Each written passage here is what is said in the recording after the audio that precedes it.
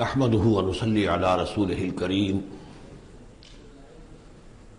اما بعد فقد قال الله تبارك وتعالى كما ورد في سورة الأحقاف اعوذ بالله من الشيطان الرجيم بسم الله الرحمن الرحيم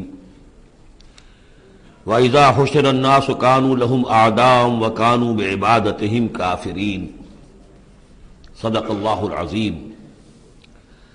ذکر ہو رہا تھا اس سورہ مبارکہ کی پچھلی آیات میں کہ ان سے بڑھ کر زیادہ گمراہ کون ہوگا جو اللہ کے سوا ایسی ہستیوں کو پکار رہے ہیں جو نہ ان کی دعا سنتے ہیں نہ دعاؤں کو قبول کر سکتے ہیں قیامت تک، بلکہ وہ ان کی دعاؤں سے غافل ہیں، انہیں معلوم ہی نہیں ہے۔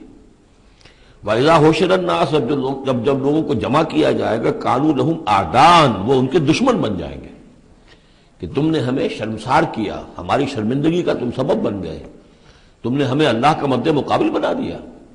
جیسے کہ حضور صلی اللہ علیہ وسلم نے ایک صحابی کو ٹوک دیا، وہ اپنے کسی گفتگو کے انداز میں، اور ظاہر بات ہے کہ ان کی نیت تو وہ نہیں تھی کہ حضور کو اللہ کے برابر کر دیں، لیکن الفاظ ایسے ان کی زبان سے نکلے ما شاء اللہ و ما شئت، جو اللہ چاہے اور آپ چاہیں، اسی پر ٹوک دیا حضور نے۔ اجعلتنی للہ ندا، کیا تم نے مجھے اللہ کا مد مقابل بنا دیا ہے؟ مشیت صرف اللہ کی ہے۔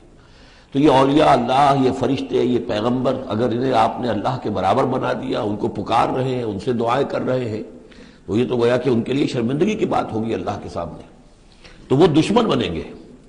وَإِذَا حُشِرَ النَّاسُ كَانُوا لَهُمْ أَعْدَاءً وَكَانُوا بِعِبَادَتِهِمْ كَافِرِينَ، اور وہ تو ان کی عبادت کا انکار کریں گے۔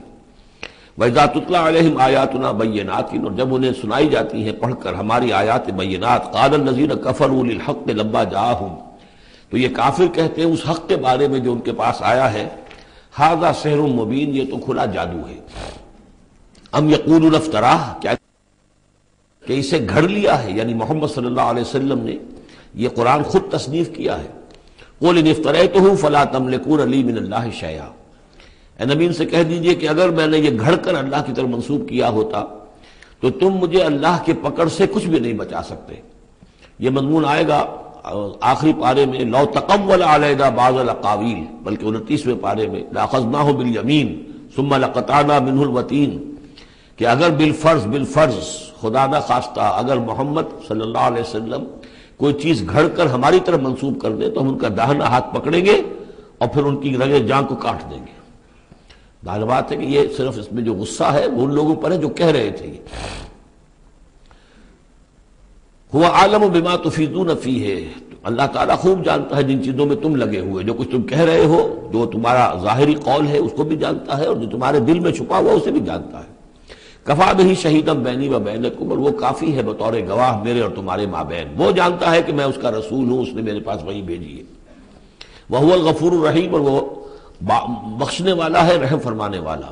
قل ما کنت بدعا من الرسل، اے نبی ان سے یہ بھی کہیے کہ میں کوئی نیا نویلا رسول تو نہیں ہوں، کوئی پہلا رسول تو نہیں ہوں میں کہ مجھ سے پہلے کوئی رسول آئے نہ ہوں۔ بہت سے رسول آئے ہیں، ہاں میں آخری رسول ضرور ہوں، لیکن میں کوئی نیا سا رسول تو نہیں ہوں کہ کوئی ایک نئی بات ہو بالکل۔ بدعا، اسی سے وہ بدعت کا لفظ بنا ہے ہمارے ہاں، جو چیز دین میں نہیں ہے اور لا کر اس کو آغاز کر دیا جائے تو در حقیقت وہ بدعت ہے۔ تو ما کنت بدعا من الرسول، جیسے کہ ہم سورہ آل عمران میں پڑھ آئے ہیں، وما محمد الا رسول قد خلت من قبلہ الرسل۔ اسی طریقہ سے عیسیٰ ابن مریم کے بارے میں آیا ہے علیہ الصلوۃ والسلام کہ عیسیٰ ابن مریم کیا ہے؟ رسول، اور ان سے پہلے بہت سے رسول گزرے ہیں۔ قل ما کنت بدعا من الرسل وما ادری ما یفعل بی ولا بکم، اور مجھے کچھ معلوم نہیں ہے کہ کیا کیا جائے گا میرے ساتھ اور کیا کیا جائے گا تمہارے ساتھ۔ یعنی اس سے مراد یہ نہ سمجھیے کہ حضور کو یہ معلوم نہیں تھا کہ آخرت میں میرے ساتھ کیا کیا جائے گا، وَلَلْآخِرَةُ خَيْرٌ وَأَبْقَىٰ، حضور کے لیے تو یقیناً آخرت جو بہت بہتر ہے، لیکن یہ کہ ابھی کیا ہونے والا ہے، کل کیا ہونے والا ہے۔ ظاہر بات ہے کہ طائف آپ گئے تھے تو بڑی امیدیں لے کر گئے تھے نا، لیکن یہ کہ وہاں جا کر جو صورتحال ہوئی گویا کہ وہ حضور کی توقعات کے بالکل خلاف تھی۔ آپ کو تو امید تھی کہ کوئی نہ کوئی بڑا جو وہاں کا سرداروں میں سے کوئی نہ کوئی اگر مان لے گا میری بات کو تو میں پھر اپنا، چونکہ مکے میں تو اب ابو طالب کا انتقال ہو گیا اور وہی دنیاوی اعتبار سے میرے لیے پروٹیکشن کا ذریعہ تھے، لہذا اب کوئی اگر بڑا رئیس اور بڑا کوئی سردار جو ہے طائف کا وہ ایمان لے آئے تو میں اپنا یہ مرکز وہاں شفٹ کر دوں، لیکن یہ کہ وہاں وہ بات پوری نہیں ہو سکی۔ تو ما ادری ما یفعل بی ولا بکم، مجھے یہ معلوم نہیں ہے کہ کیا کیا جائے گا میرے ساتھ، کیا ہوگا اور کیا ہوگا تمہارے ساتھ. ان اتبع الا ما یوحی الیہ، میں تو بس پیروی کر رہا ہوں اس کی جو میری طرف وحی کی جا رہی ہے. وما انا الا نذیر مبین، اور میں نہیں ہوں مگر کھلا خبردار کر دینے والا، بس میری حیثیت تو یہ ہے. قل ارأیتم ان کان من عند اللہ وکفرتم بہ، اے نبی ان سے کہیے کہ ذرا غور کرو، سوچ لو، اگر ان کان من عند اللہ، جو چیز اللہ کی طرف سے آئی ہے یہ ہے واقعتاً اللہ کی طرف سے، وکفرتم بہ، اور تم نے اس کا کفر کیا، اس کا نتیجہ کیا نکلے گا؟ یعنی یہ کہ تم سوچو، امکان تو ہے نا، تم کہہ رہے ہو کہ میں نے گھڑ لی ہے، چلیے، حالانکہ دل میں تم جانتے ہو کہ یہ گھڑی بھی کتاب نہیں ہے. اگر گھڑی بھی کتاب ہوتی، انسان کی تصنیف ہوتی، تو تم بھی اس کا مقابلہ کرتے. تمہیں چیلنج دیا گیا ہے کہ اس جیسی کتاب بنا لاؤ، اس جیسی ایک صورت ہی بنا لاؤ، تو تمہارے دل میں وہ بات نہیں ہے. لیکن سوچ لو ذرا کہ اگر یہ شے واقعتاً اللہ کی طرف سے ہے، قل ارأیتم ان کان من عند اللہ وکفرتم بہ، اور تم نے اس کا انکار کر دیا. وشہد شاہد من بنی اسرائیل علی مثلہ، اور گواہی دے چکا ہے ایک گواہ بنی اسرائیل میں سے ایک ایسی ہی کتاب کی.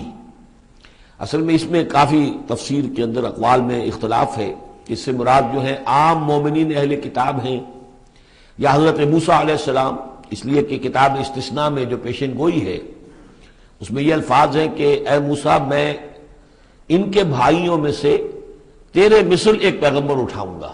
کتاب استثناء کے 18ویں باب کی 18 اور 19ویں آیات ہیں یہ تورات کی، جو عہد نامہ قدیم ہے اس میں. تو گویا کہ مثل ہی، یعنی حضرت موسیٰ کی طرح کے محمد ہے، حضرت محمد کی طرح کے موسیٰ ہیں علیہ الصلوۃ والسلام، کیونکہ صاحب شریعت رسول ہے حضرت موسیٰ علیہ السلام. حضرت عیسیٰ صاحب شریعت نہیں ہے، صاحب کتاب ہے، انجیل دی گئی ہے، انجیل میں شریعت نہیں ہے، انجیل میں حکمت ہے. کل ہم پڑھ چکے ہیں جئتکم بالحکمہ، میں تمہارے پاس حکمت لے کر آیا. شریعت، قانون، یہ در حقیقت تورات میں تھی، حضرت موسیٰ علیہ السلام کو دی گئی، اور یا پھر محمد الرسول اللہ صلی اللہ علیہ وسلم کو قرآن دیا گیا، اور یہ آخری اور کامل شریعت دی گئی. فآمنوا واستكبرتم، تو وہ تو ایمان لے آئے اور تم استکبار کر رہے ہو. یعنی یہود میں سے تو بہت سے علماء ایسے بھی تھے، بہت زیادہ نہیں لیکن تھے. عبداللہ ابن سلام رضی اللہ تعالیٰ عنہ بہت اہم ان کے علماء میں سے تھے، وہ ایمان لائے ہیں. تو وہ تو ایمان لے آئے، فاستکبرتم، اور تم استکبار میں اور گھمنڈ میں پڑے ہوئے ہو. ان اللہ لا یہدی القوم الظالمین، اللہ ظالموں کو ہدایت نہیں دیتا. وقال الذین کفروا للذین آمنوا لو کان خیرا ما سبقونا الیہ، اور کہا ان لوگوں نے جنہوں نے کفر کی روش اختیار کی ان لوگوں کے بارے میں جو ایمان لائے، کیونکہ ان میں سے زیادہ تر جو حضور کے آس پاس ہوتے تھے، اس لیے کہ بہرحال ان میں بڑے بڑے لوگ بھی تھے جو ایمان لائے تھے حضور پر. حضرت عثمان ابن عفان بھی تھے، بڑے گھرانے کے فرد تھے. عبد الرحمن ابن عوف بھی تھے، وہ بھی کوئی غرباء اور فقراء میں سے تو نہیں تھے. طلحہ اور زبیر بھی تھے، تو وہ بھی بڑے اونچے خاندانوں سے تھے. لیکن یہ کہ عام طور پر حضور کے آس پاس جو ہوتے تھے یہ لوگ اپنے اپنے کاموں کے اندر بھی مصروف ہوتے تھے، لیکن جو غرباء تھے وہ حضور کے ارد گرد زیادہ موجود رہتے تھے. اور یہ بات بار بار آ چکی ہے حضرت نوح کے بیان میں بھی اور پھر حضور کے بارے میں بھی کہ اے محمد تمہارے گرد تو ہم بیٹھے ہوتے ہیں ہمارے کمی کاری لوگ، بڑے گھٹیا لوگ، ہمارے پس طبقات کے لوگ جو ہیں، کوئی غلام ہے ہمارا، کوئی اور یہاں پہ محنت مزدوری کرنے والا ہے، تو ہمارے شایان شان نہیں ہے کہ ہم آپ کے پاس آ کر بیٹھیں. یعنی ذرا ان کو اپنے سے دور کرو. جس پر کہ اللہ تعالیٰ نے کئی مرتبہ یہ فرمایا کہ اے نبی آپ ان کی بات پر نہ جائیے، اور کہیں ان اہل ایمان کو کہ جو صبح و شام اللہ کو پکارتے ہیں اور اللہ کی رضا جوئی میں لگے ہوئے ہیں، ان کو کہیں آپ اپنے سے دور نہ کر دیں. اگر ایسا آپ کریں گے تو یہ ظلم ہو جائے گا. لیکن بہرحال ان کا کہنا یہ تھا کہ اگر یہ لوگ جو ہیں، اگر واقعتاً یہ خیر ہوتا، لو کانا خیرن ما سبقونا، اگر یہ واقعتاً خیر ہوتا قرآن اور یہ دین، تو یہ لوگ جو ہیں یہ اس میں سبقت نہ کرتے ہم سے. بڑے ہم ہیں، سمجھدار ہم ہیں، دانشور ہم ہیں، ایلیٹ آف دی سوسائٹی ہم ہیں، تو ہم نے تو پیش قدمی کی نہیں ہے، لیکن یہ لوگ پیش قدمی کر رہے ہیں، تو اس کا مطلب ہے کہ یہ بات بھی گھٹیا ہی ہے جو تم پیش کر رہے ہو، جس کو گھٹیا قسم کے لوگ قبول کر رہے ہیں. یہ طنز ہے اس میں چھپا ہوا. وقال الذین کفروا للذین آمنوا لو کان خیرا ما سبقونا وَإِذْ لَمْ يَهْتَدُوا بِهِ فَسَيَقُولُونَ هَذَا إِفْكٌ قَدِيمٌ، اور جب یہ اس قرآن کے ذریعے سے ہدایت نہیں پا رہے تو کہتے ہیں کہ یہ تو گھڑا ہوا چیز، گھڑی ہوئی چیز ہے، افک ہے، پرانی شے ہے.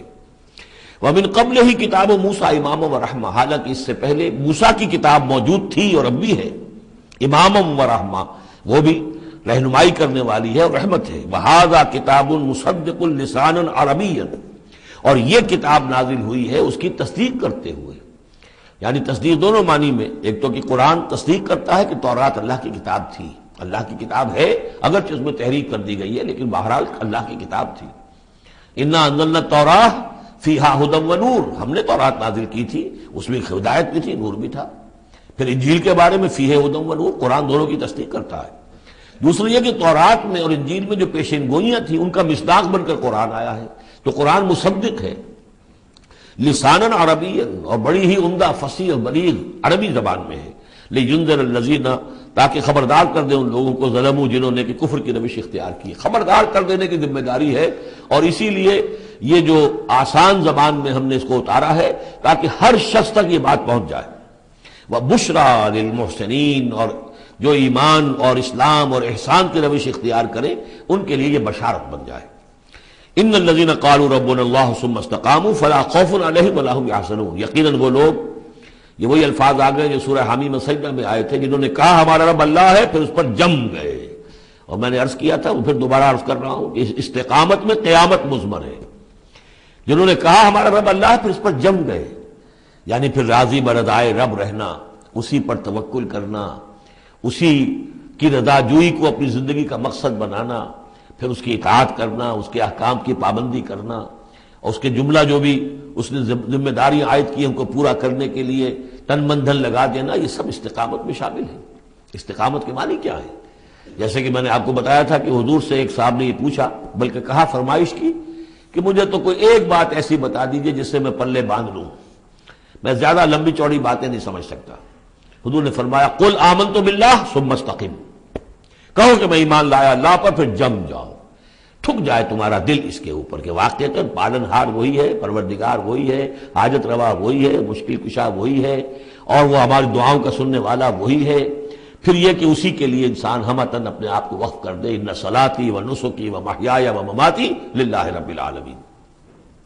ان الذین قالوا ربنا اللہ ثم استقاموا فلا خوف علیہم ولا هم يحزنون، یہ استقامت والے جو ہیں تو اولیاء اللہ ہو گئے نا۔ پھر جیسے کہ ہم نے سورہ یونس میں پڑھا تھا، الا ان اولیاء اللہ لا خوف علیہم ولا هم يحزنون الذین آمنوا وكانوا يتقون، جو ایمان لائے اور اس پر مستقیم ہو گئے، قائم ہو گئے، جازم ہو گئے، تو وہی تو اللہ کے ولی ہیں، وہی اللہ کے دوست ہیں، ان کے لیے نہ کوئی خوف ہے نہ وہ کسی حزن سے دوچار ہوں گے۔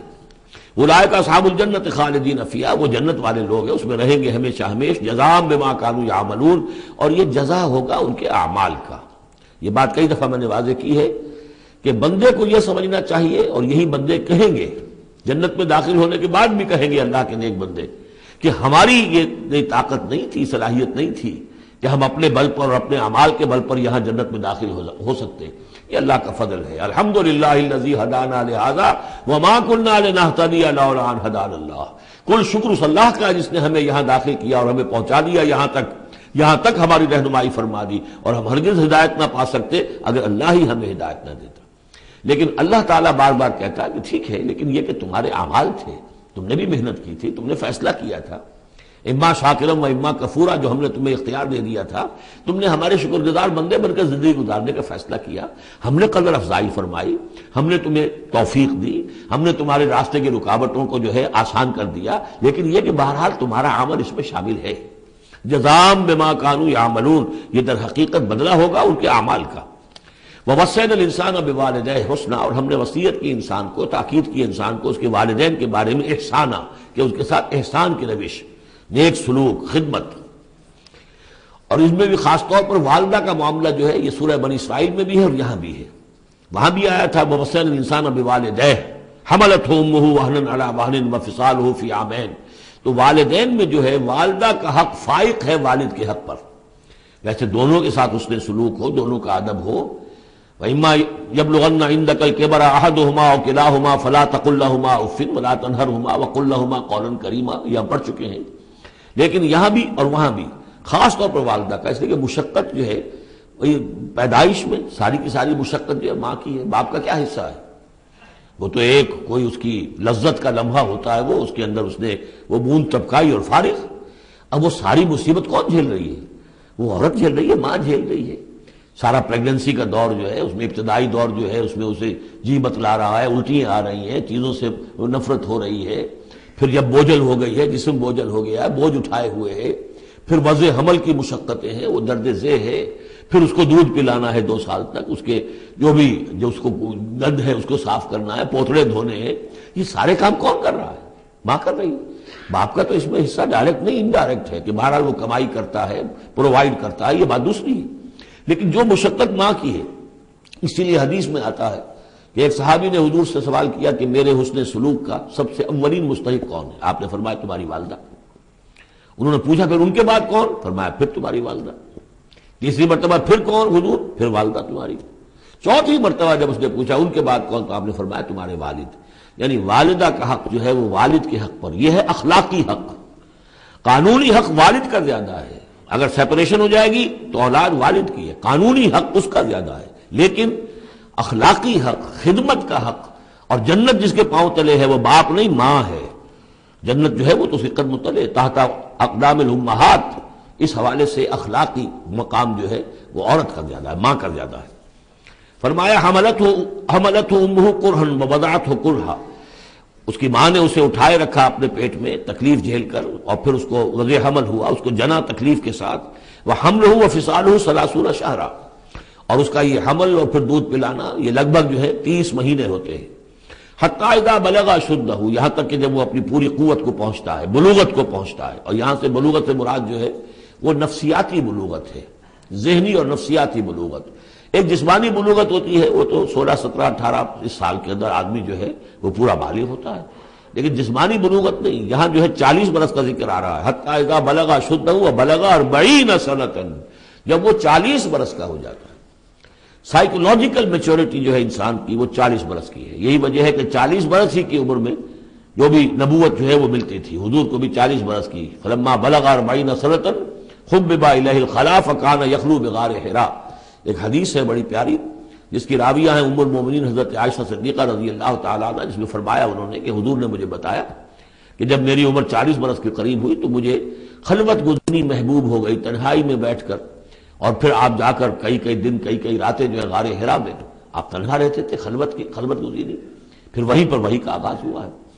تو 40 برس کی عمر، اگرچہ استثناءات ہیں، حضرت یحییٰ کے بارے میں ہم پڑھ چکے ہیں سورہ مریم میں، آتیناہ الحکم صبیہ، بچپن ہی میں اللہ نے انہیں حکمت عطا فرما دی، اور ان کو جو بھی وہ میچورٹی ہے اللہ نے بہت ابتدائی عمر میں عطا فرما دی۔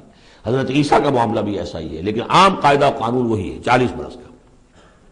حتی اذا بلغ اشدہ وبلغ 40 سنۃ قال رب اوزعنی ان اشکر نعمتک التی انعمت علی وعلی والدی، تو وہ کہتا ہے کہ میرے پروردگار مجھے اس کی میری قسمت یہ بنا دے، یہ میرا نصیب فرما دے، مجھے اس کی توفیق دے کہ میں شکر ادا کر سکوں تیرے انعامات کا جو مجھ پر ہوئے اور میرے والدین پر ہوئے، وان اعمل صالحا ترضاہ، اور یہ کہ میں ایسے عمل کروں اچھے جو تجھے پسند آئیں، جنہیں تو پسند کرے، واصلح لی فی ذریتی، اور پھر یہ کہ میرے لیے میری اولاد کے لیے بھی، اولاد میں بھی میرے لیے بہتری پیدا کر دے۔ ایک تو یہ ہوتا ہے کہ اصلح لی ذریتی، میری اولاد کو کی اصلاح کر دے، انہیں صالح بنا دے، لیکن یہاں پہ انداز جو ہے ذرا دیکھیے، اصلح لی فی ذریتی، اس لیے کہ اولاد صالح ہوگی تو اس کا فائدہ مجھے بھی پہنچے گا، اس لیے کہ اگر اولاد جو ہے وہ صالح ہے اور نیک ہے تو اس سے یقیناً انسان جو ہے وہ دعائیں کریں گے، استغفار کریں گے، اور ان کے جو اعمال صالحہ ہیں، چونکہ باپ نے کوئی تربیت اچھی دی تھی تو ان کے اعمال صالحہ سے بھی اس کے اپنے حساب کے اندر بھی ادراج ہوتا رہے گا نیکیوں کا۔ تو اصلح لی فی ذریتی، میری ذریت میں، میری نسل میں میرے لیے اصلاح فرما دے، یعنی ان کی اصلاح فرما جس سے کہ خود مجھے بھی فائدہ پہنچے۔ اسی بالکل یہی مفہوم ہے کہ جو ہم نے سورہ الفرقان میں پڑھا ہے، وَجْعَلْنَا لِلْمُتَّقِينَ إِمَامًا، مراد یہ کہ ہماری اولاد کو متقی بنا، تاکہ ان کی جو ہم از خود ان کے آگے چلنے والے ہیں، ان کے امام ہیں، وہ ہمارے فالوورز ہیں، ہمارے پیچھے چلنے والے ہیں، اور قیامت میں ایسا ہوگا حشر میں آدمی اٹھیں گے اور ان کے پیچھے ان کی نسلیں چلی آ رہی ہیں، تو ہمارے پیچھے آنے والے ہیں وہ نیک ہوں، متقی ہوں۔ وَاصْلِحْ لِي فِي ذُرِّيَّتِي إِنِّي تُبْتُ إِلَيْكَ، میں تیری جناب میں توبہ کرتا ہوں، رجوع کرتا ہوں، وَإِنِّي مِنَ الْمُسْلِمِينَ، اور یقیناً میں تیرے فرما برداروں میں سے ہوں۔ اولئک الذین نتقبل عنہم احسن ما عملوا، یہ وہ لوگ ہیں جن سے ہم ان کے بہترین اعمال قبول فرمائیں گے، ونتجاوز عن سیئاتہم، اور اگر کوئی خطائیں ہوں گی، کوئی چیز ان کے اندر کمزوری کا پہلو بھی ہوگا ہم اس سے درگزر فرمائیں گے. فی اصحاب الجنہ، اور پھر یہ اصحاب الجنہ میں ہوں گے، جنت والوں میں شامل ہو جائیں گے. وعد الصدق الذی کانوا یوعدون، یہ سچا وعدہ ہے جس کا کہ ان سے وعدہ کیا جاتا تھا. اب اس کے برعکس سے کردار ہے. یہ تو یہ کہ ایک صالح بیٹا ہے، اور وہ جب اپنی پوری میچورٹی کو پہنچا ہے اور بلوغ کو پہنچا ہے نفسیاتی اور ذہنی اعتبار سے، تو اس کا طرز عمل تو یہ ہے جو آ گیا. رب اوزعنی ان اشکر نعمتک التی انعمت علی وعلی والدی وان اعمل صالحا ترضاہ واصلح لی فی ذریتی. ایک دوسرا برعکس کردار ہے والذی قال لوالدیہ اف لکما اتعداننی ان اخرج وقد خلت القرون من قبلی. اور وہ شخص جو اپنے والدین سے کہتا ہے، والدین مسلمان ہیں لیکن بیٹا آوارہ ہو گیا ہے یا ذہنی طور پر جو ہے وہ گمراہ ہو گیا ہے، وہ نہ آخرت کو مان رہا ہے نہ اللہ کو مان رہا ہے، کسی اور رخ پہ جا رہا ہے، تو وہ اپنے والدین سے کہتا ہے اف لکما، میں بڑا بیزار ہوں آپ سے، یہ کیا آپ لوگوں نے ڈھکوسلے تلاش رکھے ہیں، یہ کیا آخرت واخرت کی آپ مجھے دھمکی دیتے رہتے ہیں. اتعداننی، کیا آپ مجھے اس بات سے ڈراتے ہیں، وعدہ دیتے ہیں، دھمکاتے ہیں، ان اخرجا، کہ مجھے نکالا جائے گا، دوبارہ زندہ کیا جائے گا. وقد خلت القرون من قبلی، مجھ سے پہلے نہ معلوم کتنی نسلیں بیت چکی ہیں، ہزارہا لوگ نسل بعد نسل ختم ہو چکے ہیں، تو میں تو ان باتوں کو ماننے والا نہیں ہوں، یہ آپ کے ڈھکوسلے ہیں، یہ پرانی باتیں ہیں، دقیانوسی باتیں ہیں. وہما یستغیثان اللہ ویلک آمن، اور وہ دونوں ماں باپ جو ہے بیچارے وہ نیک، وہ دعائی دے رہے ہیں اللہ کی کہ اللہ کے بندے ویلک، تباہی ہو تیری، خرابی ہو تیری، آمن، ایمان لا، مان ان باتوں کو. ان وعد اللہ حق، یقیناً اللہ کا وعدہ سچا ہے. فیقول ما ھذا الا اساطیر الاولین، وہ کہتا ہے نہیں نہیں نہیں، میں نہیں مانتا، نہیں یہ تو نقلیں ہیں، پرانی کہانیاں ہیں جو پچھلوں سے نقل ہوتی چلی آ رہی ہیں. اولئک الذین حق علیہم القول، یہ وہ لوگ ہیں کہ جو جن پر اللہ کی بات سچی ہو گئی، یعنی مستحق ہو گئے اللہ کے کلمہ عذاب کے. فی امم قد خلت من قبلہم، اور انہی قوموں کے اندر وہ بھی پھر شامل کر دیے جائیں گے جو ان سے پہلے گزر چکی ہیں، من الجن والانس، جنات میں سے بھی اور انسانوں میں سے بھی. انہم کانوا خاسرین، یقیناً وہی لوگ ہیں خسارے والے، برباد ہونے والے. وَلِكُلٍّ دَرَجَاتٌ مِّمَّا عَمِلُوا، اور سب کے لیے درجے اور مقامات معین ہوں گے ان کے اعمال کے اعتبار سے. وَلِيُوَفِّيَهُمْ، اور تاکہ اللہ تعالیٰ پورا ان کے اعمال، وَلِيُوَفِّيَهُمْ أَعْمَالَهُمْ وَهُمْ لَا يُظْلَمُونَ، پورا ان کو دے دے گا ان کے اعمال کا بدلہ، اور ان پر کوئی ظلم نہیں ہوگا، کوئی حق تلفی نہیں ہوگی. وَيَوْمَ يُعْرَضُ الَّذِينَ كَفَرُوا عَلَى النَّارِ، اور جس دن کہ یہ کافر پیش کیے جائیں گے آگ پر، اور اس وقت ان سے کہا جائے گا اذهبتم طیباتکم فی حیاتکم الدنیا واستمتعتم بها، دیکھو بھائی تم نے اپنے جو مزے لینے تھے، لوٹنے تھے، عیش کرنے تھے، وہ تم دنیا کی زندگی میں کر چکے ہو. تم نے وہاں حرام خوریاں کی، حلال اور حرام کی تمیز کو ختم کیا، تم نے وہاں عیش کیے. اذهبتم طیباتکم، اپنی مزے کی چیزیں جو ہے وہ تم لے جا چکے. فی حیاتکم الدنیا، تم اپنی دنیا کی زندگی میں، واستمتعتم بها، اور اس سے تم نے بہت فائدہ اٹھا لیا. فَالْيَوْمَ تُجْزَوْنَ عَذَابَ الْهُونِ بِمَا كُنتُمْ تَسْتَكْبِرُونَ فِي الْأَرْضِ بِغَيْرِ الْحَقِّ، تو آج اب تمہیں بہت ہی اہانت آمیز عذاب دیا جائے گا، ذلت کا عذاب، بسبب اس تکبر کے جو تم کرتے رہے ہوئے زمین میں ناحق. وَبِمَا كُنتُمْ تَفْسُقُونَ، اور جو تم نے وہاں پر نافرمانیاں کی ہیں اور ہمارے احکام کو توڑا ہے. وَاذْكُرْ أَخَا عَادٍ، اور ذرا تذکرہ کیجئے اخا عاد، قوم عاد کے بھائی کا، یعنی حضرت ہود علیہ السلام. اذ انذر قومہ بالاحقاف، جبکہ انہوں نے اپنی قوم کو خبردار کیا احقاف میں. یہ احقاف کا علاقہ تھا، بالکل جنوبی ساحل جو ہے عرب کا، جزیرہ نما عرب کا، اس کے ساتھ، اور اب وہاں پر بہت ہی سخت قسم کا، وہ بدترین قسم کا صحرا ہے. احقاف. وقد خلت النذر من بین یدیہ ومن خلفہ، ان سے پہلے بھی، ان کے سامنے بھی اور بہت سے خبردار کرنے والے آئے تھے. یہ میں نے عرض کیا تھا کہ انبیاء متعدد آ کر پھر آخری کوئی رسول آتا تھا کہ جو پھر آخری اتمام حجت کرتا تھا. اللہ تعبدوا الا اللہ، انہوں نے یہی دعوت دی تھی کہ مت پوجو کسی کو سوائے اللہ کے. انی اخاف علیکم عذاب یوم عظیم، مجھے اندیشہ ہے تمہارے اوپر، تمہارے بارے میں کہ ایک بڑے دن کا عذاب تم پر آئے گا. قالوا اجئتنا لتافکنا عن آلہتنا، انہوں نے کہا کہ کیا تم اس لیے آئے ہو اے ہود کہ تم ہمیں اپنے معبودوں سے برگشتہ کر دو. فاتنا بما تعدنا ان کنت من الصادقین، تو اگر تم سچے ہو تو جس عذاب کی دھمکی ہمیں دے رہے وہ لے آؤ. قال انما العلم عند اللہ، انہوں نے کہا کہ اس کا علم تو اللہ کے پاس ہے، کل علم اللہ کے پاس ہے. وہ عذاب آئے گا، کب آئے گا، کس صورت میں آئے گا، میں نہیں جانتا، وہ اللہ جانتا ہے. وَأُبَلِّغُكُم مَّا أُرْسِلْتُ بِهِ، اور میں تو تمہیں پہنچا رہا ہوں وہ جو اس نے مجھے دے کر بھیجا ہے. جو پیغام اس نے دیا میں پہنچا رہا ہوں، میرا کام انذار ہے، ابلاغ ہے، پہنچا دینا ہے، واضح کر دینا ہے۔ وَلَٰكِنِّي أَرَاكُمْ قَوْمًا تَجْهَلُونَ، لیکن میں دیکھ رہا ہوں کہ تم نے بہت جہالت کی روش اختیار کر لی ہے، بجائے اس کے کہ میری بات پر غور کرو، دیکھو، سوچو، دل میں اترے تو اسے قبول کرو۔ تم نے تو گویا کہ ادھار کھائے بیٹھے ہو اس کی نفی پر اور اس کو نہ ماننے پر، تو تم جہالت پر اتر آئے ہو۔ فَلَمَّا رَأَوْهُ عَارِضًا مُسْتَقْبِلَ أَوْدِيَتِهِمْ، تو عذاب الہی جب آیا، اس کے آثار جب آئے تو وہ ایک ایسی صورت میں تھے کہ جو ہے کہ بادل آ رہے ہیں۔ تو جب دیکھا انہوں نے اس کو، یعنی عذاب کو، راؤ ہو، یہ وہ عذاب کے لیے ضمیر ہے، عارضاً کہ اس کو ہم نے ایک ابر کی صورت میں بھیجا، مستقبل اودیتہم، جو ان کی وادیوں کی طرف چلا آ رہا تھا، سامنے آ رہا تھا۔ قالوا هذا عارض ممطرنا، ان کو یہ تو بادل آ گئے، ابر ہے، اب بارش ہوگی، جل تھل ہو جائیں گے، مطر آ رہی ہے۔ بل هو ما استعجلتم به، نہیں، یہ تو وہ شے جس کی تم نے جلدی مچائی تھی کہ لے آؤ عذاب اگر لا سکتے ہو۔ ریح فیہا عذاب علیم، وہ ایک جھکڑ تھا جس کے بارے میں آئے گا سورۃ الحاقہ میں کہ سخر علیہم سبع لیال و ثمانیۃ ایام، 7 رات اور 8 دن مسلسل وہ جھکڑ چلا ہے۔ ریح فیہا عذاب علیم، وہ جھکڑ ہے جس میں بہت بڑا عذاب ہے۔ تدمر کل شیء بامر ربھا، وہ ہر شے کو اپنے رب کے حکم سے اٹھا کر پٹکتی تھی، وہ ہوا جو ہے اٹھاتی تھی اور پٹکتی تھی۔ تدمر، جیسے کسی درخت کی جڑ سے اکھاڑا جائے پھر پھینک دیا جائے۔ اور وہ چونکہ تھے بھی بڑے طویل القامت لوگ، تو بڑے بڑے ستونوں کی طرح پھر پڑے تھے، کاجاد النخل خاویہ، جیسے کہ وہ کھجوروں کے تنے پڑے ہوئے ہیں زمین کے اوپر۔ تدبر کل شیء بامر ربھا فاصبحوا لا یری الا مساکنہم، پھر وہ ایسے ہو گئے کہ اب کچھ نظر نہیں آ رہا تھا سوائے ان کے مسکنوں کے، ان کے گھر نظر آ رہے ہیں، ان کی حویلیاں، ان کی بلڈنگیں، لیکن وہاں اس میں بسنے والا اب کوئی نظر نہیں آ رہا۔ کذالک نجزی القوم المجرمین، اسی طرح ہم بدلہ دیا کرتے ہیں مجرموں کی قوم کو۔ وَلَقَدْ مَكَّنَّاهُمْ فِي مَاءٍ مَّكَّنَّاكُمْ فِيهِ، اب یہاں قریش سے، مکے والوں سے خطاب ہو رہا ہے۔ ان کو ہم نے جو تمکن عطا کیا تھا زمین میں، جو مال و اسباب دیا تھا، جو طاقت دی تھی، فِي مَاءٍ مَّكَّنَّاكُمْ فِيهِ، اس میں اتنا تمکن تمہیں ہم نے نہیں دیا، اتنی طاقت تمہارے پاس نہیں ہے۔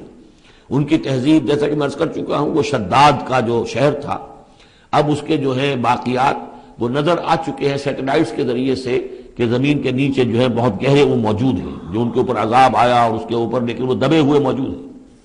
اس کے بڑے بڑے جو ہے ستون جو بنائے تھے انہوں نے، غالباً 30 بڑے بڑے ان کی فصیل کے ساتھ جو ہے پلرز ہیں جن کو گن لیا گیا ہے، اب وہ موجود ہیں۔ یہ ساری نشانیاں اب ایک ایک کر کے ظاہر ہوں گی۔ وَلَقَدْ مَكَّنَّاهُمْ فِي مَاءٍ مَّكَّنَّاكُمْ فِيهِ، ہم نے وہ چیزیں انہیں دی تھی کہ جو اے قریش تمہیں نہیں دی، ہم نے ان کو، تمہیں وہ تمکن نہیں دیا۔ وَجَعَلْنَا لَهُمْ سَمْعًا وَأَبْصَارًا وَأَفْئِدَةً، ہم نے ان کے لیے بھی، ہم نے انہیں سماعت کان بھی دیے تھے، وَأَبْصَارًا آنکھیں بھی دی تھی، افئدہ بھی دیے تھے، دل اور عقل بھی دی تھی۔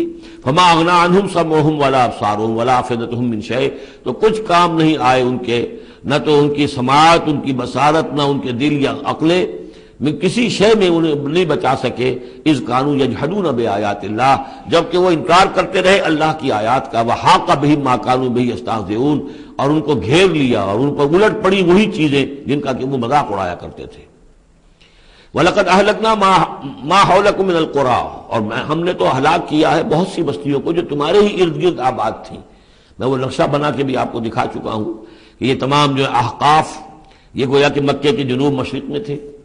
سمود کا علاقہ جو ہے مکے کے شمال میں تھا، اسی شمال کے رخ پر جو ہے پھر وہ مدین کا علاقہ، اور پھر یہ کہ ادھر ڈیڈ سی کے ساتھ ساحل پر، اس کے بھی اب حال ہی میں خبر آئی ہے کہ اس کے بھی جو کھنڈرات وغیرہ ہیں وہ بحرۂ ڈیڈ سی جو ہے، بحرۂ مردار، اس کے اندر پانی کے نیچے وہ موجود ہیں۔ ابھی ان کی تلاش ہو گئی ہے، وہ نکل آئے ہیں، مطلب یہ کہ معلوم ہو گئے ہیں، انکشاف ہو گیا ہے۔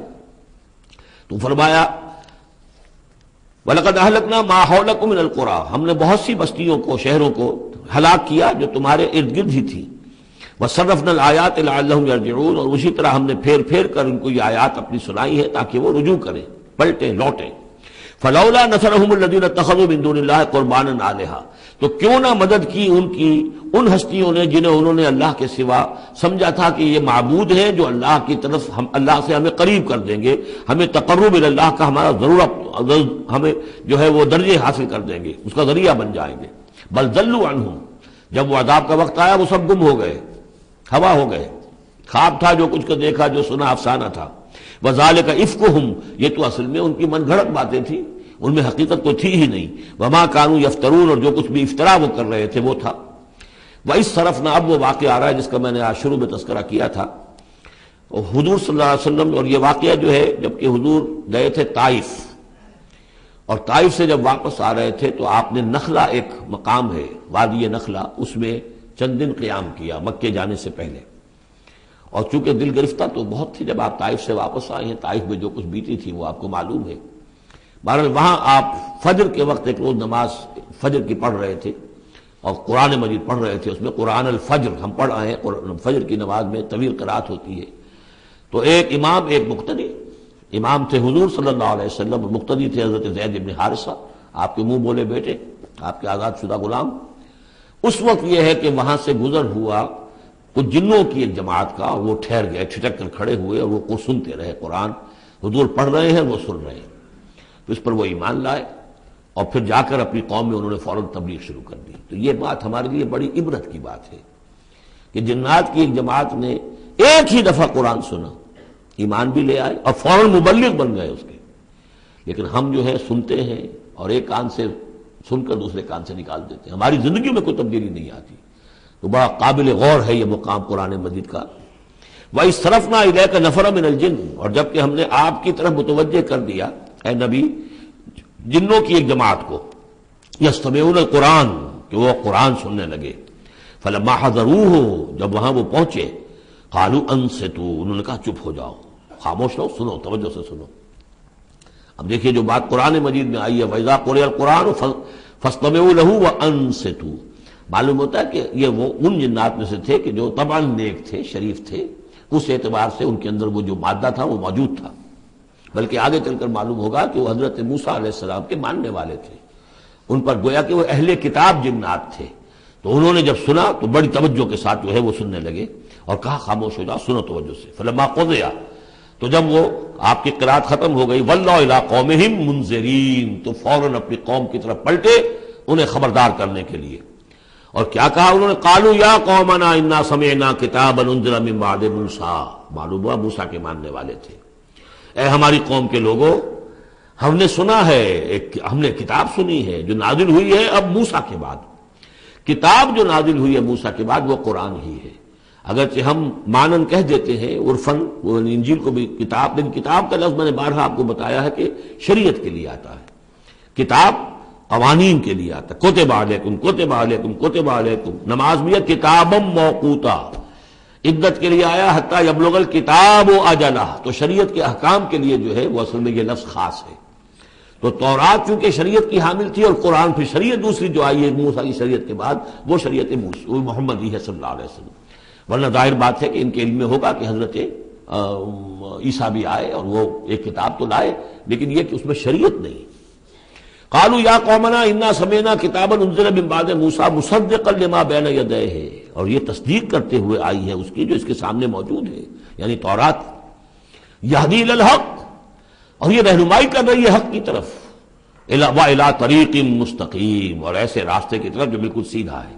صراط مستقیم، صراط بھی راستہ، طریق بھی راستہ، سبیل بھی راستہ، سوا سبیل سیدھا راستہ، صراط مستقیم سیدھا راستہ، طریق مستقیم۔ یا قومنا اجیبوا داعی اللہ، اے ہماری قوم کے لوگوں، اللہ کی طرف پکارنے والے کی پکار پر لبیک کہو، مانو، ایمان لاؤ۔ وآمنوا بہ یغفر لکم من ذنوبکم، تو ان پر ایمان لاؤ تاکہ اللہ تعالیٰ جو ہے تمہارے گناہوں کو بخش دے، وَيُجِرْكُم مِّنْ عَذَابٍ عَلِيمٍ، اور تمہیں بچا دے عذاب علیم سے، دردناک عذاب سے۔ وَمَن لَّا يُجِبْ دَاعِيَ اللَّهِ فَلَيْسَ بِمُعْجِزٍ فِي الْأَرْضِ، اور جو نہیں لبیک کہتا اللہ کی طرف پکارنے والے کی پکار پر، تو وہ پھر فَلَيْسَ بِمُعْجِزٍ، وہ اللہ تعالیٰ کو ہرا نہیں سکے گا، شکست نہیں دے سکے گا زمین میں۔ وَلَيْسَ لَهُ مِن دُونِهِ أَوْلِيَاءُ، اور نہیں ہوں گے اس کے لیے کوئی ایسے اس کے رفیق اور اس کے پشت پناہ اور مددگار جو اسے اللہ کی پکڑ سے بچا سکے۔ أُولَٰئِکَ فِي ضَلَالٍ مُّبِینٍ، یہ لوگ تو گویا کہ کھلی گمراہی کے اندر ہوں گے۔ اب یہ بات جو ہے جیسا کہ میں نے اس کے تو قابل غور ہے ہمارے لیے۔ اب ظاہر بات ہے کہ داعی جب تک نبوت کا سلسلہ جاری تھا وہ اللہ کے نبی ہوتے تھے۔ اب حضور کے بعد اب دائی جو ہوں گے وہ امت میں سے ہوں گے، کوئی اٹھے گا اللہ کا بندہ، پھر دین کی دعوت دے گا، پھر قرآن کی طرف بلائے گا، پھر لوگوں سے کہے گا کہ آؤ چلو اس راستے پر چلو، اللہ کے دین کا راستہ یہ ہے، اقامت دین کی جد و جہد میں لگو، اس کے لیے اپنے تن بندھن لگاؤ، ان صلاتی و نسکی و محیایا و مماتی للہ رب العالمین۔ اب نبی تو کوئی نہیں آئے گا سوائے ان کے جو دجال ہیں، جھوٹے نبی ہیں جنہوں نے دعوے کیے ہیں، وہ تو چھوڑ دیے ان کو، لیکن نبی نہیں آنے والا، نبوت کا دروازہ بند ہو چکا، لیکن دعوت اللہ کا دروازہ بند نہیں ہوا ہے، اس کا سلسلہ بند نہیں ہوا، بلکہ اب تو اس امت کے ذمے بحیثیت مجموعی کو ذمہ داری لگا دی گئی۔ وَكَذَلِكَ جَعَلْنَاكُمْ أُمَّةً وَسَطًا لِتَكُونُوا شُهَدَاءَ عَلَى النَّاسِ وَيَكُونَ الرَّسُولُ عَلَيْكُمْ شَهِيدًا، تمہارے ذمے ہے۔ كُنتُمْ خَيْرَ أُمَّةٍ أُخْرِجَتْ لِلنَّاسِ تَأْمُرُونَ بِالْمَعْرُوفِ وَتَنْهَوْنَ عَنِ الْمُنكَرِ وَتُؤْمِنُونَ بِاللَّهِ اولم يروا ان اللہ الذي خلق السماوات والارض ولم يعي بخلقهن، کیا انہوں نے دیکھا نہیں، غور نہیں کیا؟ وہ اللہ جس نے آسمانوں اور زمین کی تخلیق فرمائی اور وہ تھکا نہیں، ہارا نہیں اس سے، ان کی تخلیق سے، یعنی جیسے کہ سورہ قاف میں ہم پڑھیں گے افعینا بالخلق الاول، کیا ہم عاجز آ گئے ایک دفعہ بنانے کے بعد؟ ہماری ساری جو بھی کریٹو ایکٹیویٹی تھی اور کریٹو پوٹینشیل ہمارا ختم ہو گیا، ایگزاسٹ ہو گیا، ہم دوبارہ نہیں بنا سکتے تمہیں۔ تو لم یا بخلقہن، وہ عاجز نہیں آ گیا ان کی تخلیق سے، اب اس کی جو خلاقی کی قوت ہے وہ ختم نہیں ہو گئی ہے۔ بقادر علی ان یحیی الموتى، تو کیا وہ قادر نہیں ہوگا اس پر کہ مردوں کو زندہ کر دے؟ بلا، کیوں نہیں، انہ علی کل شیء قدیر، یقیناً وہ ہر چیز پر قادر ہے۔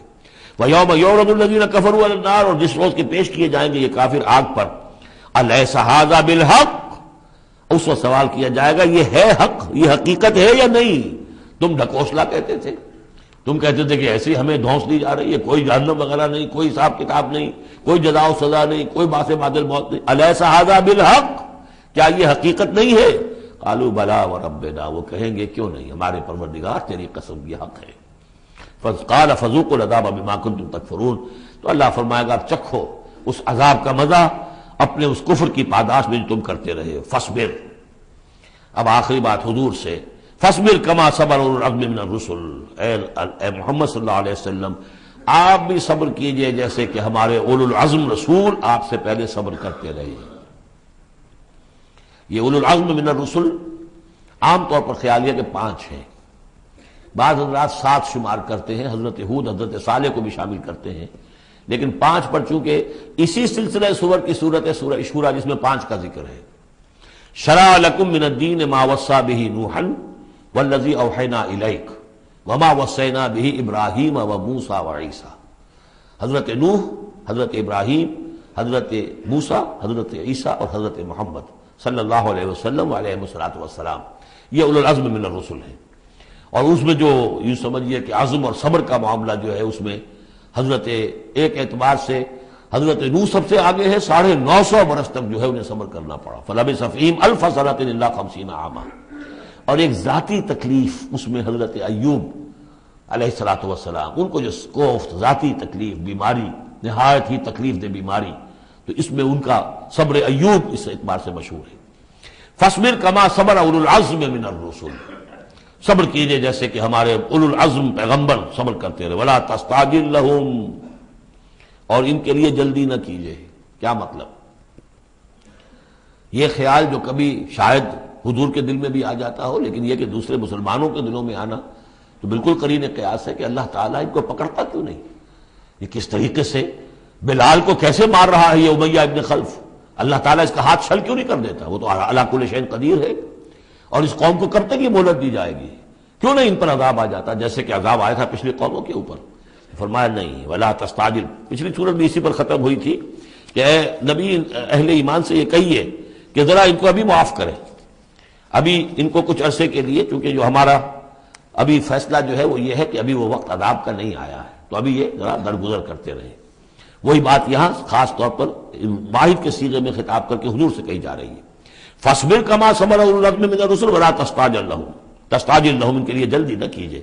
کانہم یوم یرون ما یوعدون، جس دن کے یہ دیکھیں گے اس عذاب کو، جب عذاب آئے گا تو ایسے محسوس کریں گے لم یلبسوا الا ساعۃ من نہار، کہ نہیں رہے تھے مگر دن کی کسی ایک حصے میں، ایک گھڑی دن کی صرف۔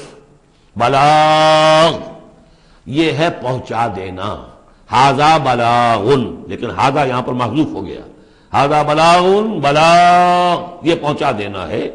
فَهَلْ يُهْلَكُ إِلَّا الْقَوْمُ الْفَاسِقُونَ، تو ہلاک تو وہی کیے جائیں گے، کون ہلاک کیا جائے گا سوائے ان کے کہ جو نافرمان لوگ تھے۔ یہاں یہ جو 8 سورتوں کا ایک سلسلہ چلا آ رہا تھا وہ بھی ختم ہوا، اور یہ کہ جو 5واں جو گروپ ہے مکی اور مدنی صورتوں کا، ان میں سے جو مکیات کا سلسلہ ہے وہ ختم ہو گیا، اور یہ 13 صورتیں ہیں، سورہ سبا، فاطر، پھر یاسین، پھر صافات، پھر صاد، اور پھر یہ 8 صورتیں، سورہ زمر، اور پھر مومن، اور پھر حامیم سجدہ، اور شورا، اور زخرف، اور دخان، اور جاسیہ، اور احقاف۔ یہ صورتیں ہیں کہ جہاں مکیات ہیں۔ اب اس کے ساتھ 3 مدنیات ہیں۔ یہ 3 جو مدنیات ہیں ان میں سے 2 صورتیں تو بڑی ہم وزن ہیں اور جوڑے کی شکل میں ہیں، لیکن ایک صورت جو ہے اگرچہ بہت جامع صورت ہے قرآن حکیم کی وہ، لیکن اس کو ہم کہہ سکتے ہیں مضمون کے اعتبار سے کہ وہ سورہ فتح کا ایک ضمیمہ ہے۔ اگرچہ اسلامی ریاست کے اصول، اسلامی معاشرے کے لیے بنیادی ہدایات کے اعتبار سے قرآن حکیم کی اہم ترین، جامع ترین صورت ہے۔ 18 آیات میں اللہ تعالیٰ نے یوں سمجھیے کہ سورہ نساء، سورہ مائدہ میں جو اصول دیے ہیں اسلامی معاشرے کے اور اسلامی ریاست کے، ان کا لب لباب اور خلاصہ 18 آیات میں ہے سورہ حجرات کی۔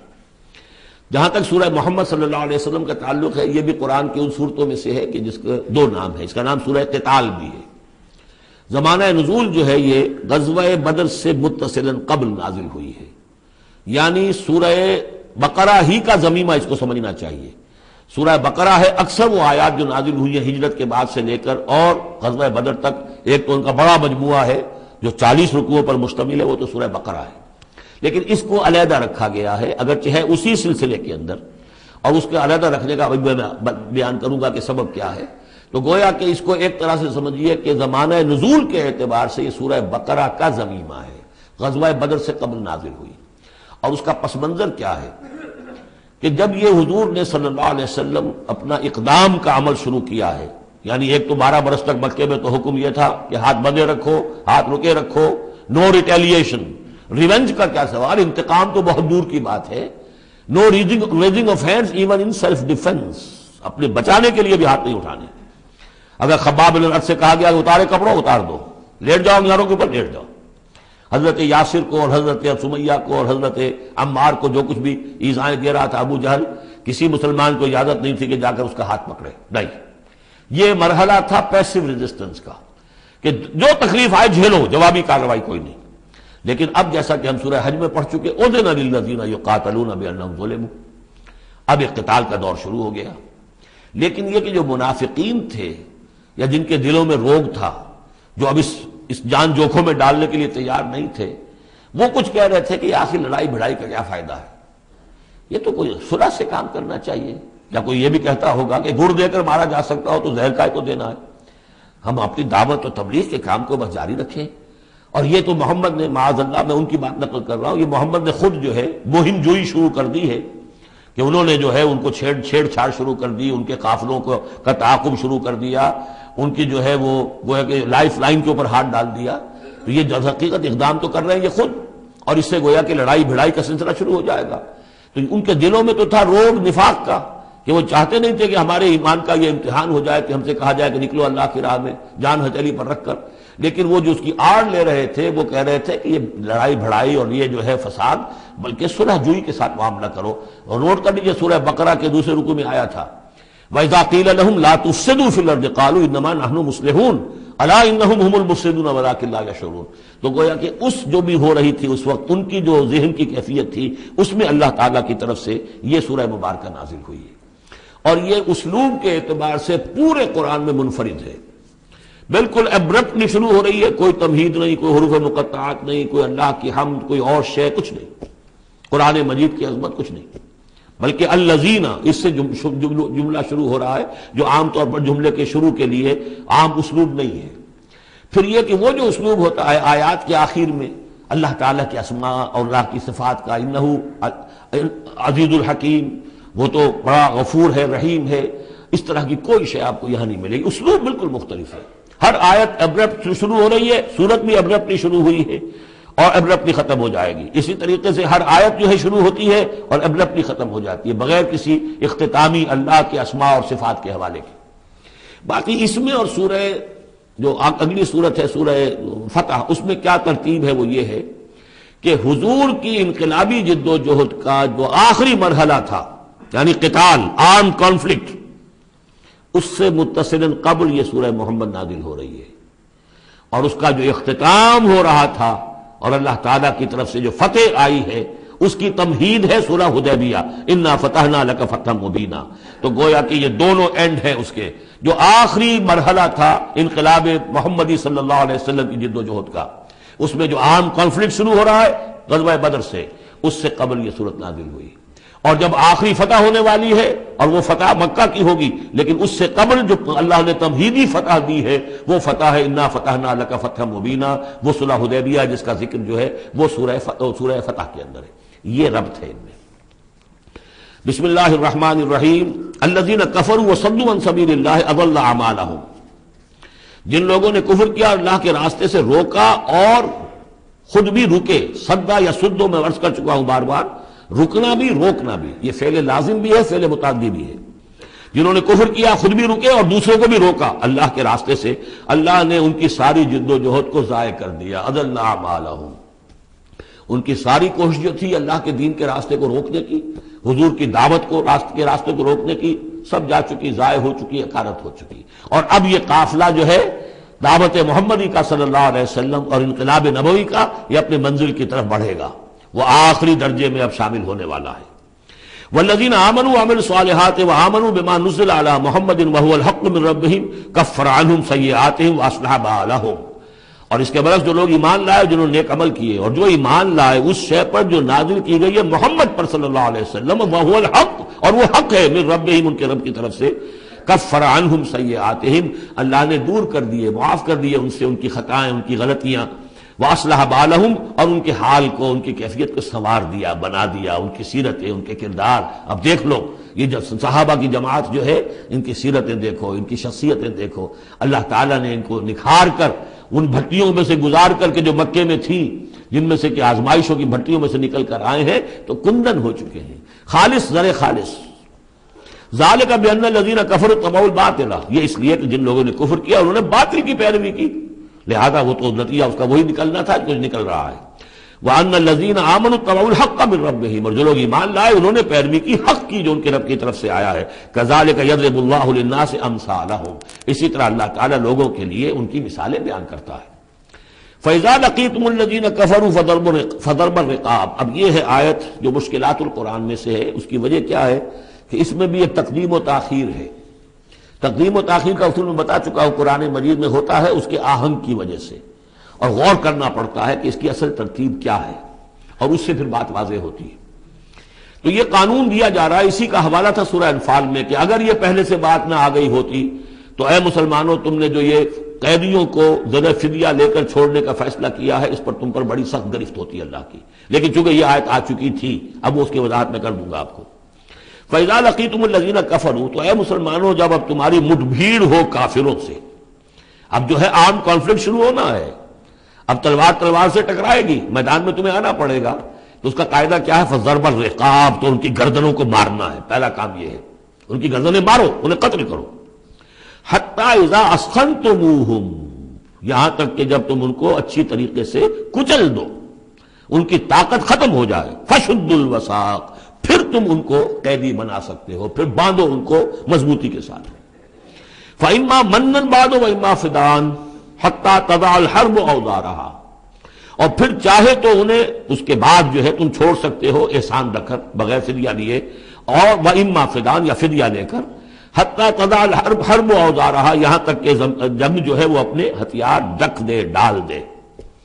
اس میں ہے اصل میں تقدیم و تاخیر، یہ پہلے ہے حَتَّى إِذَا أَسْخَنْتُمُوهُمْ فَشُدُّوا الْوَثَاقَ حَتَّى تَضَعَ الْحَرْبُ أَوْزَارَهَا فَإِمَّا مَنًّا بَعْدُ وَإِمَّا فِدَاءً، یعنی یہ کہ جب تمہارا مقابلہ کافروں سے ہو تو پہلے مرحلہ یہ ہے کہ ان کی گردنیں مارو، پھر جب ان کی قوت کچھ نہیں جائے پھر تم انہیں قیدی بنا سکتے ہو، جب تک کہ جنگ اپنے ہتھیار بالکل رکھ دے۔ اب اس کو سمجھ لیجئے کہ ایک ہوتی ہے بیٹلز، ایک ہوتی ہے وار۔ بدر جنگ تھی لیکن بیٹل کی نوعیت کی تھی، وار تو 6 سال تک چلنی ہے، بیٹل آف بدر، بیٹل آف احد، بیٹل آف احزاب، بیٹل آف بنی المصطلق، بیٹل بنا معلوم کتنی بیٹلز ہیں. یہ 6 سال تک مسلسل جنگ ہے، جس میں کہ تھوڑا سا وقفہ آیا صلح حدیبیہ کی وجہ سے، ورنہ تو جا رہا ہے. وار واز کنٹینیوئنگ، وار ابھی ختم نہیں ہوئی ہے، ایک بیٹل ختم ہوئی ہے، ایک مہم ختم ہوئی ہے، ایک لڑائی ختم ہوئی ہے، جنگ تو جاری ہے. حتی تضع الحرب اوزارہا، جبکہ وہ جنگ اپنے ہتھیار رکھ دے، یعنی اس درجے وہ دین کا غلبہ ہو جائے کہ اب کوئی ریزسٹنس نہ رہے. تو پھر یہ ہے کہ چاہے تم ان کو چھوڑ دو فدیہ دے کر، اور چاہے تم ان کو ویسے بھی احسان سے بھی چھوڑ دو تو کوئی حرج نہیں، احسان کرو بغیر فدیہ دیے بھی چھوڑ دو تو کوئی حرج نہیں. لیکن جب تک کہ ابھی مقابلہ چل رہا ہے، اس وقت تک فدیہ لے کر چھوڑ دینے کے معنی کیا ہوئے کہ آپ نے کفر کو تقویت پہنچائی. جو آج جنگ کر کے یہاں کرنے کے لیے آئے تھے ان میں سے 70 مارے گئے، اچھا وہ تو کفر کا ایک بازو تو ٹوٹ گیا، لیکن یہ 70 جو تمہاری قید میں آئے تھے اس کو تم نے فدیہ لے کر چھوڑ دیا تو یہ بازو دوبارہ جا کر تم پر حملے کے لیے تیار ہو جائے گا کہ نہیں. لیکن چونکہ یہاں پہ اب اس کا معاملہ ججمنٹ کا، واقعتاً دشمن کی کمر کچلی گئی ہے یا نہیں، یہ ہے ججمنٹ کا معاملہ. تو حضور نے اگر یہ سمجھا کہ کمر کچلی گئی ہے تو اس کے اوپر پکڑ نہیں ہو سکتی. اجتہاد جو ہے، اجتہاد کا اصول یہ ہے کہ اجتہاد میں مخطی بھی ہو تو اسے اجر ملتا ہے، اور مصیب ہو تو دوہرا اجر ہے. چونکہ حضور کے اجتہاد پر یہ تھا تو آپ کو اگر چھوڑ دیا گیا تو اما منن بعد و اما فدان، جب یہ آلٹرنیٹو اس کے اندر موجود ہے اس آیت کے اندر کہ اس کے بعد پھر چاہو تو تم بغیر کوئی فدیہ لیے ہوئے احسان دھر کر چھوڑ دو، اور چاہے فدیہ لے کر چھوڑ دو. تو حضور نے اس کو استعمال کیا ہے، اگرچہ اللہ تعالیٰ کے نزدیک ابھی وہ کچھ بھی نہیں گئی تھی کفر کی طاقت، لہذا یہ قبل از وقت ہے جو اجتہاد ہو گیا ہے.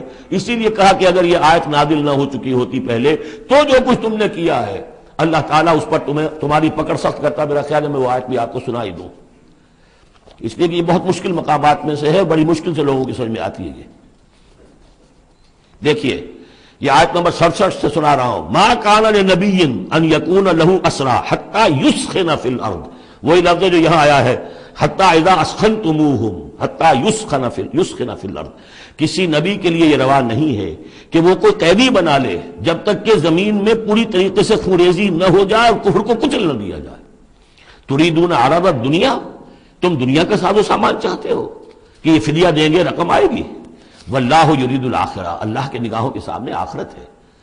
اللہ عزیز الحکیم، اللہ عزیز اور حکیم ہے. لولا کتاب من اللہ سبقا، اگر یہ اللہ کی طرف سے وہ کتاب پہلے آنا چکی ہوتی، حکم، اب یہ کتاب کے معنی پھر وہی حکم ہے یہاں پر، اللہ کی طرف سے پہلے یہ آیت جو ہے جو اس حکم پر مبنی ہے وہ نازل نہ ہو چکی ہوتی، لمسکم فیما اخذتم عذاب عظیم، تو جو کچھ تم نے لیا ہے اس پر تمہارے اوپر بڑی سخت گرفت ہوتی ہے اللہ کی طرف سے. لیکن چونکہ وہ تھی فکلوا مما غنمتم حلالا طیبا، تو جو بھی اب تمہیں غنیمت ملی ہے اسے کھاؤ حلال، اور اس کو حلال اور طیب سمجھتے. یہ ہے اس آیت کا مطلب. جب تمہارا مقابلہ ہو دشمنوں سے تو گردنیں مارنا ہے پہلا کام، پھر جب پوری طرح کچل لو، طاقت کچھ نہیں گئی کفر کی، تو پھر قیدی بھی بناؤ. فشد الوثاق حتی تضع الحرب اوزارہا، جب جنگ بالکل ختم ہو جائے اور گویا کہ وہ ہتھیار ڈال دیے، جنگ نے ڈنگ ڈال دیے، اب کوئی طاقت نہیں رہی کفر میں، پھر تم چاہو تو ان کو فدیہ لے کر چھوڑ دو، چاہو تو بغیر فدیہ کے بھی چھوڑ دو، کوئی بات نہیں، اب کوئی خطرہ نہیں، اس لیے کہ انقلاب آ چکا اور مستحکم ہو چکا، اب ان کے کیے کچھ نہیں ہوگا. حتی تضع الحرب اوزارہا ذالک ولو یشاء اللہ لانتصر منہم، اللہ چاہتا تو خود ہی ان سے بدلہ لے لیتا، ان کفار سے انتقام لے لیتا. ولکن لیبلو بعضکم ببعض، اللہ تعالیٰ چاہتا تو اس 1000 کے لشکر کو آنے واحد میں ختم کر دیتا، لیکن اللہ نے تمہیں موقع دیا، تمہاری آزمائش کی، تمہارے صبر کا امتحان لیا. لیکن اللہ تعالیٰ امتحان لیتا ہے، جانچتا ہے بعض کو بعض کے ذریعے سے. وہ 1000 کے لشکر کے ذریعے سے ان 313 کے استقامت کی، ایمان اور استقامت جو ہے اس کی آزمائش ہو گئی. والذین قتلوا فی سبیل اللہ فلن یضل اعمالہم، اور جو لوگ اللہ کی راہ میں قتل ہو گئے تو اللہ تعالیٰ ان کے اعمال کو ضائع کرنے والا نہیں ہے، ان کے سارے اعمال کا بھرپور اجر انہیں مل جائے گا. سیہدیہم ویصلح بالہم، اللہ تعالیٰ ان کو راہ دے گا، پہنچا دے گا، جنت تک پہنچا دے گا، اور ان کے جو معاملہ ہوگا وہاں پہ ان کے احوال بہت اعلیٰ ہوں گے، بہت عمدہ ہوں گے. وَيُدْخِلُهُمُ الْجَنَّةَ عَرَّفَهَا لَهُمْ، اور داخل کرے گا انہیں اس باغات میں جو پہلے ہی انہیں پہچنوا دی ہے، بتا دیا ہے کہ اس جنت میں کیا کچھ ہوگا، وہ تو ہم بتا چکے ہیں قرآن کے اندر، اس جنت میں داخل کرے گا. یا ایھا الذین آمنوا ان تنصروا اللہ ینصرکم ویثبت اقدامکم، اہل ایمان اگر تم اللہ کی مدد کرو گے تو اللہ تمہاری مدد کرے گا اور تمہارے قدموں کو جما دے گا. یہ بہت اہم قانون ہے اللہ کا. تم اللہ کی مدد کرو گے تو اللہ مدد کرے گا. تم اللہ کے دشمنوں سے پینگے بڑھاؤ، دوستیاں کرو، ان کی وفاداریوں کے دم بھرو، انہیں اپنا سرپرست سمجھو، انہیں اپنا حمایتی اور مددگار سمجھو، اور ساتھ ہی دعا کرو تو دعائے قنوت نازلہ چاہے سال بھر کرتے رہو گے، اللہ نہیں سنے گا تمہاری دعا. ڈھاکہ گیا، مشرقی پاکستان گیا، بدترین شکست آ گئی، قنوت نازلہ مکے میں بھی اور مدینے میں بھی پڑھے جا رہے تھے اور پورے پاکستان میں پڑھے جا رہے تھے، اللہ نے نہیں سنی. تمہاری دوستیاں کس سے؟ اللہ سے تو ہے نہیں. اللہ کے خلاف تو اعلان جنگ ہے. تمہاری ساری معیشت سود پر چل رہی ہے. تم نے اللہ کے باغیوں کو دوست بنایا ہوا، انہیں اپنا سرپرست سمجھتے ہو، انہی کی مدد پر تمہارا جو ہے سارا سہارا بھروسہ ہے. آ رہا تھا کوئی جہاز چل کر امریکہ کا، وہ تو نہیں آیا، تو اللہ کیوں سنے گا تمہاری بات؟ ان تنصروا اللہ ینصرکم ویثبت اقدامکم، اگر تم اللہ کی مدد کرو گے، تم اس کے اگر مخلص ہو، فرما بردار ہو، اس کے دین کا جھنڈا لے کر کھڑے ہو گئے ہو، تن من دھن اس کے لیے لگانے کو تیار ہو، اللہ مدد کرے گا اور تمہارے قدم جما دے گا. والذین کفروا فتعسل لهم، اور وہ لوگ جنہوں نے کفر کیا ہے ان کے لیے تو پھر ہے ان کو گویا کہ رد کر دینا، رانگہ درگاہ کر دیے جائیں گے، وہ کھائیں ٹھوکریں. وعد اللہ اعمالہم، اللہ نے ان کے تمام اعمال کو، جد و جہد کو، کوششوں کو بالکل گمراہ کر دیا، یعنی ختم ہو گئی وہ، اور ان کا حاصل کچھ نہ ہوا. ذالک بانہم کرہوا ما انزل اللہ فاحبط اعمالہم، اس کی وجہ کیا ہے کہ انہوں نے وہ چیز ناپسند کی جو اللہ نے نازل کی. فاحبط اعمالہم، اللہ نے ان کے تمام نیک اعمال بھی ضائع کر دیے. یعنی آخر ان میں ایسے بھی تھے کفار میں سے جو غریبوں کو کھانا کھلا دیتے تھے، جو حاجیوں کی خدمت کرتے تھے اور سمجھتے تھے بڑی نیکی کا کام ہم کر رہے ہیں. یہ سورہ توبہ میں ہم پڑھ آئے ہیں، اجعلتم سقایۃ الحاج وعمارۃ المسجد الحرام، ان چیزوں کو تم نے بہت بڑی نیکیاں سمجھ رکھا ہے. لیکن یہ کہ اگر تم نے اللہ کے نازل کیے ہوئے قرآن کو ناپسند کیا ہے تو اللہ نے تمہاری ساری اعمال جو ہے حبس کر دیے. افلم یسیروا فی الارض فینظروا کیف کان عاقبۃ الذین من قبلہم، تو کیا یہ زمین میں گھومے پھرے نہیں کہ یہ دیکھتے کہ کیا انجام ہوا ان لوگوں کا جو ان سے پہلے تھے. دمر اللہ علیہم، اللہ تعالیٰ نے ان پر ہلاکت کو مسلط کر دیا. وللکافرین امثالھا، اور ان کافروں کے لیے بھی ایسے ہی انجام آئیں گے. ذالک بان اللہ مولا الذین آمنوا وان الکافرین لا مولا لہم، اور یہ اس لیے کہ اللہ تو مولا ہے، رفیق ہے، پشت پناہ ہے، مددگار ہے اہل ایمان کا، اور یہ کہ کافروں کا کوئی مولا ہے ہی نہیں. یہ اصل میں یہیں سے حضور نے پھر وہ نعرہ اخذ کیا تھا جب غزوہ احد میں، جب وقتی طور پر مسلمانوں کی شکست ہو گئی اور حضور بھی اور صحابہ بھی پھر پہاڑ کے اوپر چڑھ گئے احد پر، اور اس کے بعد پھر جو دامن میں کھڑے ہوئے تھے جو کفار کے اس وقت کے سربراہ تھے، اس میں ابو سفیان تھے اور خالد بن ولید جو بعد میں دونوں ایمان لے آئے صحابہ میں سے ہیں. تو اس وقت یہ ہے کہ ابو سفیان نے نعرہ لگایا تھا، لنا عزا ولا عزا لکم، ہمارے لیے عزا جیسی دیوی ہے، اس نے ہماری مدد کی ہے، تمہارے لیے تو عزا ہے ہی نہیں. تو حضور نے کہا تھا مسلمانوں سے جواب دو، اللہ مولانا ولا مولا لکم، اللہ ہمارا مولا ہے، تمہارا کوئی مولا نہیں. اس نے کہا تھا اعلی حبل، لیکن یہ کہ اس کے جواب میں کہا گیا اللہ اکبر، اللہ سب سے اعلیٰ بھی ہے، بڑا بھی ہے. تو یہ جو نعرہ ہے کہ اللہ مولانا ولا مولا لکم، ذالک بان اللہ مولا الذین آمنوا وان الکافرین لا مولا لہم، ان اللہ یدخل الذین آمنوا وعملوا الصالحات جنات تجری من تحتها الانہار، یقیناً اللہ تعالیٰ داخل کرے گا ان لوگوں کو جو ایمان لائے، جن نے نیک عمل کیے، ان باغات میں جن کے دامن میں ندیاں بہتی ہوں گی. والذین کفروا یتمتعون ویاکلون کما تاکل الانعام، اور وہ لوگ جو کفر کر رہے ہیں وہ کھا پی رہے ہیں، عیش اڑا رہے ہیں دنیا میں، کھا رہے ہیں جیسے کہ حیوانات بھی کھاتے ہیں. والنار مثوی لکم، لیکن یہ کہ بالآخر ان کا ٹھکانہ جو ہے وہ آگ ہے. وَكَأَيٍّ مِّن قَرْيَةٍ هِيَ أَشَدُّ قُوَّةً مِّن قَرْيَتِكَ الَّتِي أَخْرَجَتْكَ، اور اے نبی کتنی ہی بستیاں ایسی گزری ہیں کہ جو اس بستی سے کہیں زیادہ قوت میں تھیں جس نے آپ کو نکلنے پر مجبور کیا ہے. مکے سے بڑے بڑے شہر تھے، ان سے بڑی اس کی جو ہے قوتیں تھیں، بڑی طاقتور قومیں وہاں رہتی تھیں. تو یہ جو بستی جس نے کہ آپ کو وہاں سے نکلنے پر مجبور کیا ہے، اس سے کہیں زیادہ بڑی جو بستیاں تھیں انہیں ہم نے ہلاک کیا. اہلکناہم فلا ناصر لہم، ان کو ہم نے ہلاک کر دیا اور ان کا کوئی مددگار نہ ہوا.